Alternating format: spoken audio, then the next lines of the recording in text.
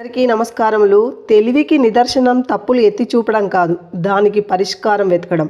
అభాండం వేసే ముందు వెనుక ఆలోచించకుండా వేసినట్లయితే ఆ నింద అది నిజం కాకపోతే నీ జీవితంలోనే దానికి సరిదిద్దుకునే అవకాశం రాదు. అలాంటి తప్పు చేయకండి.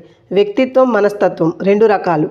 మొదటిది ప్రపంచం మనలో చూస్తుంది, రెండవది మనలో మనల్ని చూసుకునేది. లోపల ఎలా ఉంటే బయట కూడా అలా కనిపించేవారే నిజమైన వ్యక్తిత్వం ఉన్నవారని తెలుసుకోండి. కాకి ఎవరి ధనము దోచుకోలేదు, అయినా అదంటే అందరికీ నచ్చదు.